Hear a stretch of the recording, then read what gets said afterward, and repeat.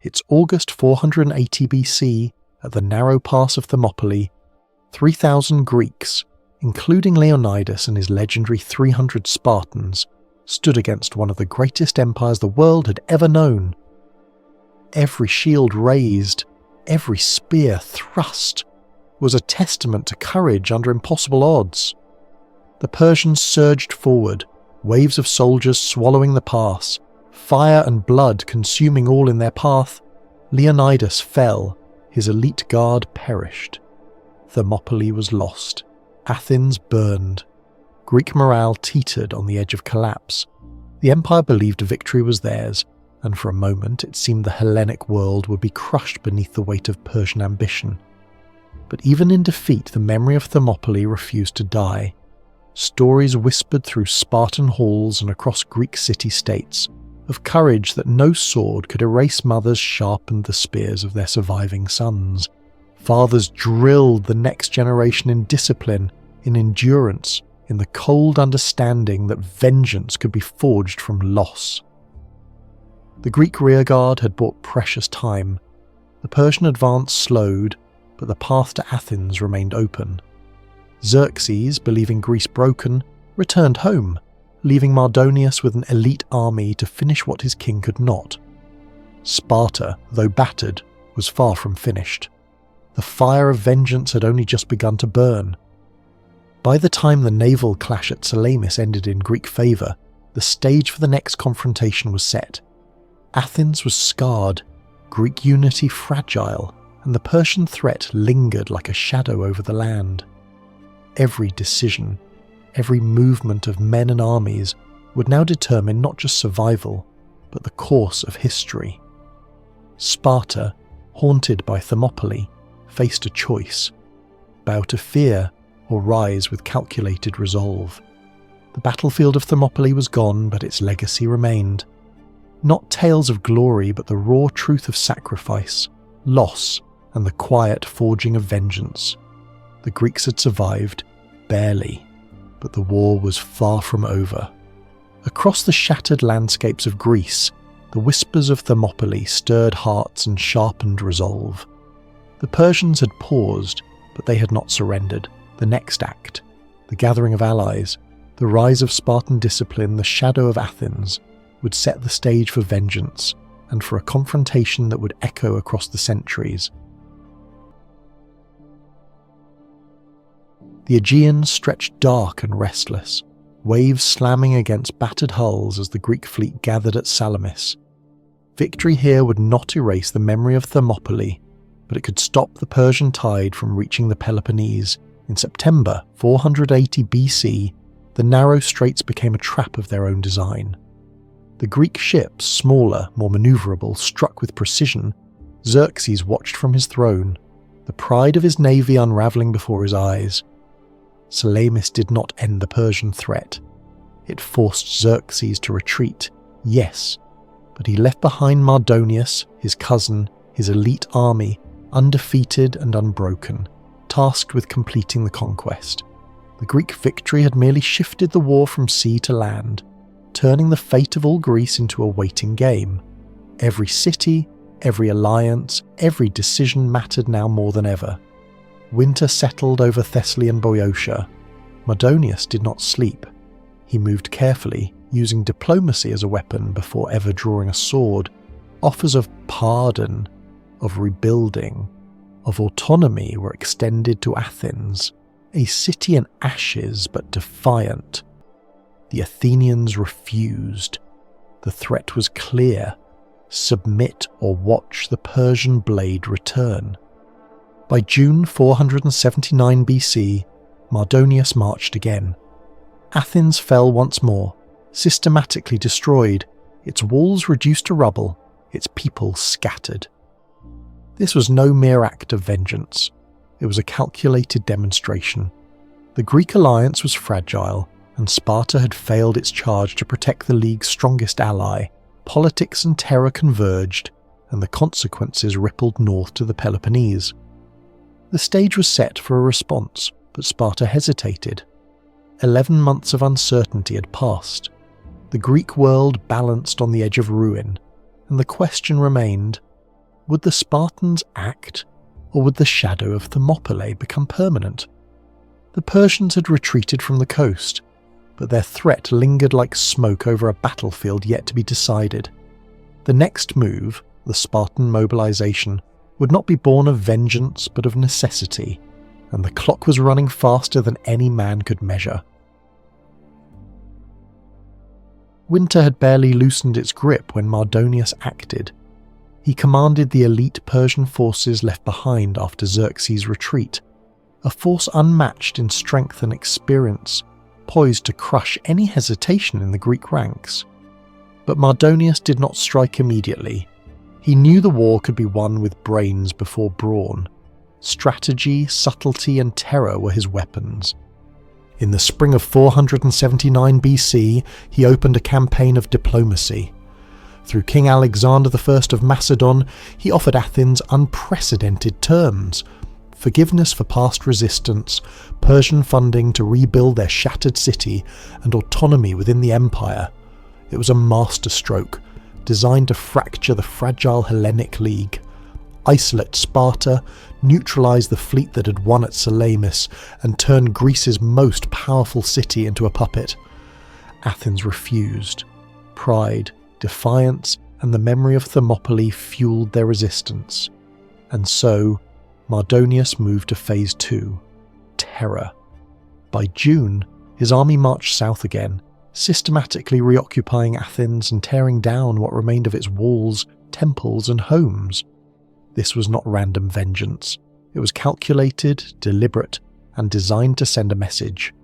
The Greek alliance was fragile, and Sparta could not protect its allies. Every ruin and ember was a warning aimed squarely at the Peloponnesian heartland. The political crisis reached its peak when Athenian envoys, joined by delegates from Megara and Plataea, confronted Sparta. They pleaded, begged, demanded protection, and Sparta, overwhelmed by parochial priorities and religious obligations, hesitated. 10 days of silence passed under the pretext of the sacred festival of Hyacinthus. Yet behind that ritual lay a deeper calculation. The Ephors and the Gerousia debated the risk of leaving their homeland exposed, weighing it against the political cost of abandoning Athens. The stalemate ended not in heroism, but in threat. Athens delivered a final ultimatum: march immediately, or we will Medes, ally with Persia. The implication was deadly clear. If Athens defected, the Persian fleet would grow stronger, the Isthmus wall would be strategically meaningless, and Sparta's homeland could be invaded at will. The entire alliance could collapse. The survival of Sparta and of Greece itself depended on action. It was not vengeance that drove the Spartans northward. It was necessity, political calculation, and the unrelenting pressure of a desperate ally. Yet the shadow of Thermopylae loomed, colouring every decision with urgency. The next move, the march to Plataea, would test not only Spartan strategy, but the discipline and unity of an entire coalition. Sparta had finally moved, but the reasons were pragmatic, not emotional. The march north in 479 BC was not an act of vengeance for Thermopylae. It was a measured response to a political knife pressed against their own state. 11 months of hesitation had revealed the depth of the crisis. The Athenian ultimatum made it clear. Inaction meant collapse, not just for Athens, but for the entire Hellenic League and for Sparta itself. The Spartan worldview was intensely parochial. Their priority was the defence of Lacedaemon and the Peloponnesian heartland.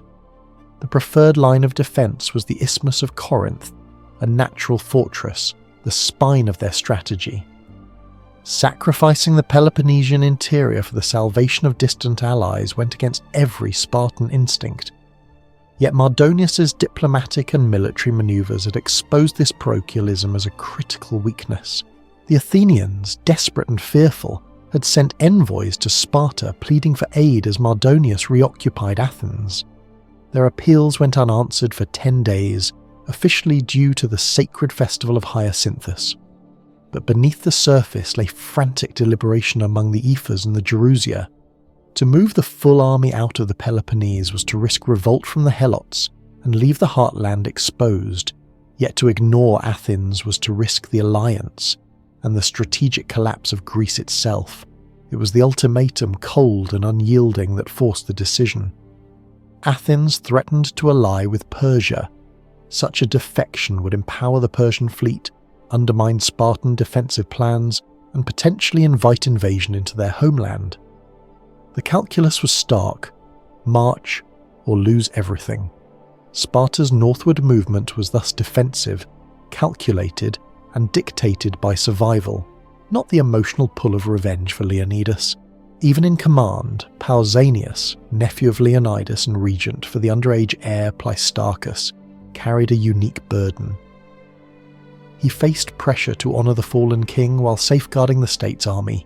His personal connection to Thermopylae might have stirred private feelings of vengeance, but his actions reveal a man guided by caution, strategy, and the strict discipline of Spartan law. By the time the army reached Boeotia, the stakes could not have been higher. Persia's elite forces awaited. The Greek alliance had survived months of terror, diplomacy, and indecision. Now, it would face its defining moment. The march was not vengeance, it was necessity, and the disciplined, patient Spartan command would determine whether Greece could endure.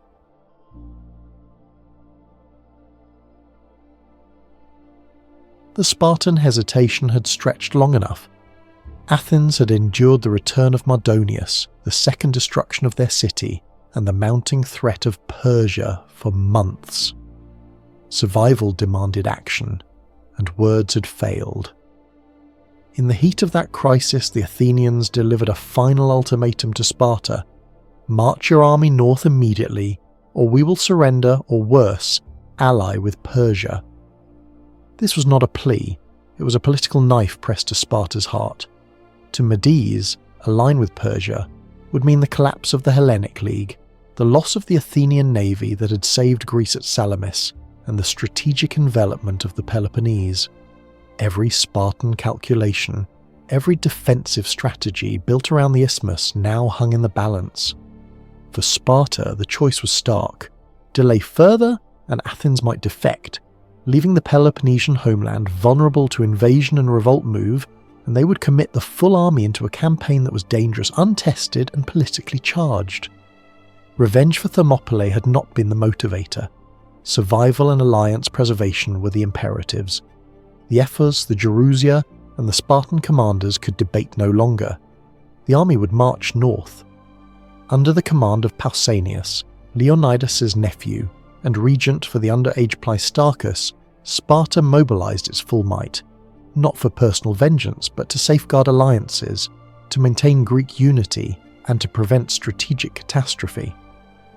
The threat was immediate, the stakes absolute, and the decision irreversible. Every step north carried the weight of survival, honour, and the hope that this coalition could finally meet Mardonius's army in battle. The Persian elite had waited patiently. Now the Greeks would step onto the stage, and history itself would hinge on their next moves.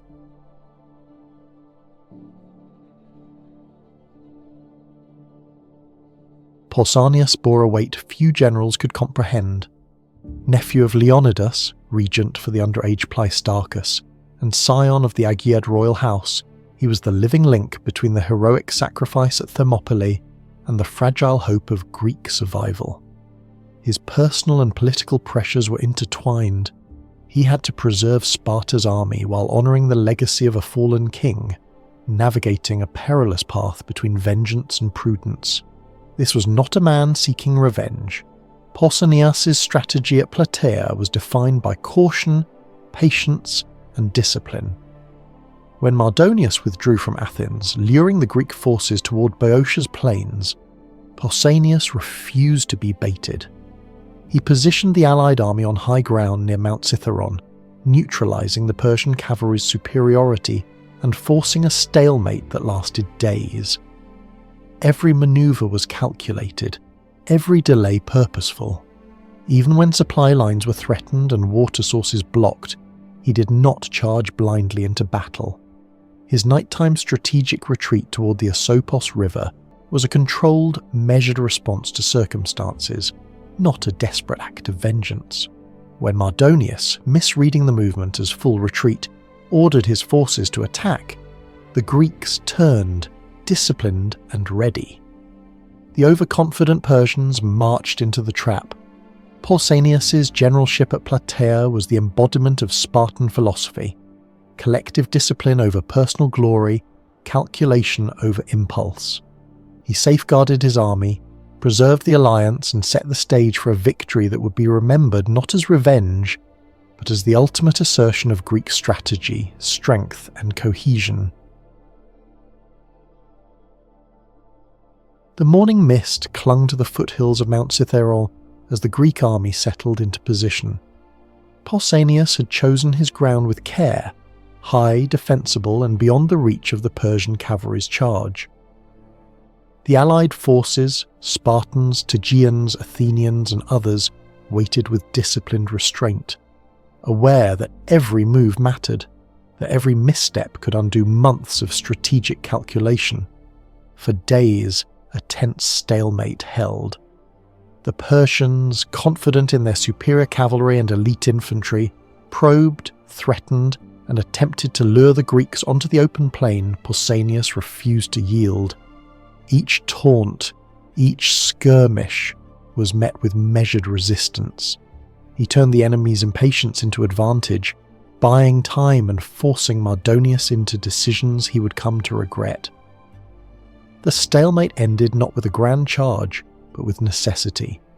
Persian raids had disrupted Greek supply lines and fouled the springs that provided water. Pausanias executed a nighttime strategic retreat to a better positioned site near the Asopos River. The maneuver was chaotic, imperfect, yet it baited Mardonius into assuming full Greek retreat. At dawn, the Persian forces advanced. The Greeks, disciplined and ready, halted, reformed, and gave battle on their terms. The heavily armed hoplites met Persian infantry in close quarters, nullifying cavalry superiority. The overconfidence of Mardonius became his undoing. By choosing patience, position, and timing, Pausanias turned the Persian initiative into a trap, seizing the decisive moment that would determine the fate of Greece. The clash at Plataea was over, the Persian army annihilated, and Mardonius dead. Yet history would not remember it solely as a military triumph. Herodotus framed the battle as the moral resolution to Thermopylae, a cosmic balancing of accounts, a repayment for the Spartan king Leonidas and his 300. The theme of vengeance is most vividly embodied in Aristodemus, one of the two Spartans who survived Thermopylae only because he had been sent away. Branded a coward, shunned by his peers, Aristodemus returned to Plataea seeking personal redemption.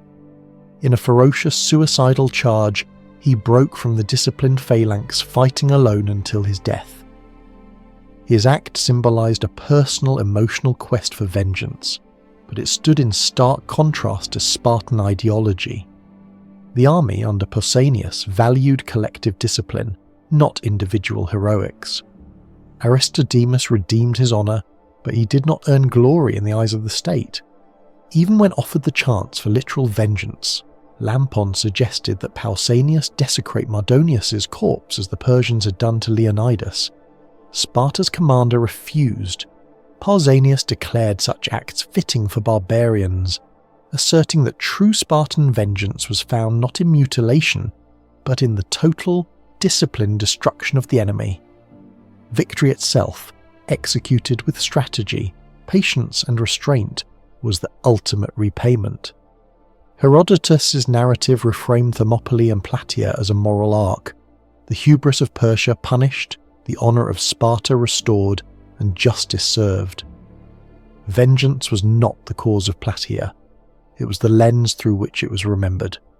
The real story lay in discipline, calculation, and the preservation of the alliance, but the moral framing immortalised it as cosmic atonement.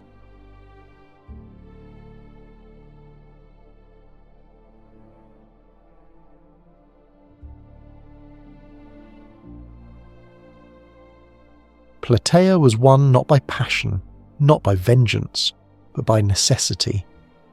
Sparta's army marched north in 479 BC because the political and strategic survival of Greece demanded it. The Athenian ultimatum forced action. Delay was no longer an option. Pausanias' command, marked by caution, patience, and unyielding discipline, preserved the army, neutralized Persian advantages, and delivered a decisive victory. Yet the story did not end on the battlefield. Herodotus' narrative transformed Plataea into a moral and theological triumph, framing it as atonement for Thermopylae. The death of Mardonius, the redemption of Aristodemus, and the disciplined restraint of Pausanias elevated the victory beyond mere strategy. Vengeance became the lens through which posterity understood the campaign, even if it was not the cause. This duality, survival in action, vengeance in narrative, ensured that Plataea resonated through history. It preserved not only the independence of Athens and the Peloponnesian League, but also the cultural memory of a people defining themselves against a mighty empire. The Greek coalition endured, their story immortalized, their victory remembered as both a strategic masterstroke and a moral reckoning. In the end, Plataea was fought for survival, but it was remembered as vengeance. Sparta's true triumph lay in disciplined execution and the survival of Greek freedom, a legacy that outlived the battlefield and echoed through the ages. The echoes of Plataea would shape every battle, every alliance, and every story told of courage, discipline, and the fine line between survival and vengeance, forever defining what it meant to be Greek in the shadow of empire.